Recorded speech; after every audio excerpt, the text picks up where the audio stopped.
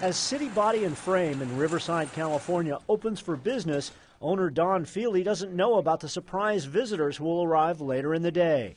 For now, he's focused on moving a worker from one of his two other shops to help out here. In business today, it's collision repair or otherwise, you're always constantly running around because you're just lack of resources. In '07, we were on a peak, and we ended up, we had like almost 60 employees, and now we're down to 28 employees. The economy is the main reason, but Feeley says constantly expanding federal, state, and local regulations also are choking his business. You never want anyone to think that you're not trying to be compliant. You're not trying to meet the needs of, clean air or clean water, because you are. Right.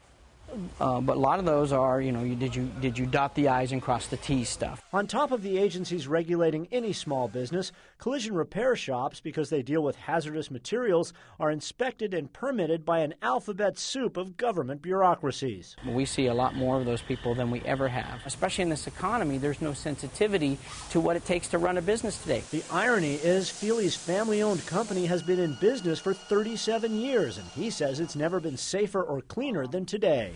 We have, the latest in paint equipment right here. We have these new spray booths, which basically to install these are about, $250,000. Those booths use water-based paint, not the more toxic petroleum-based variety, to comply with California clean air standards. Hazardous substances are kept to a bare minimum. Yet Feeley estimates he now spends 35% of his time trying to satisfy regulators. When the regulations are more important than the creation of jobs, we find ourselves in an economic situation where there's not enough tax revenue coming in to pay the bills because there aren't enough people working. Feeley is still upset over a dispute that began last year with local air quality regulators that ended up in an $800 fine for record-keeping violations. That agency says its regulations do more good than harm. The health impacts associated with air pollution was estimated at over $20 billion a year.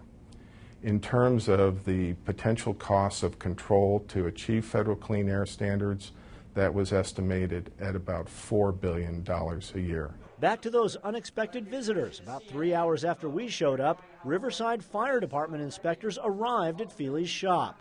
The result, another stack of paperwork to fill out, a new hazardous material fee, and the possibility that he may have to pay for electronic monitoring of his fire sprinkler system. House Speaker John Boehner recently wrote a letter to President Obama complaining about nearly 200 newly proposed regulations on business.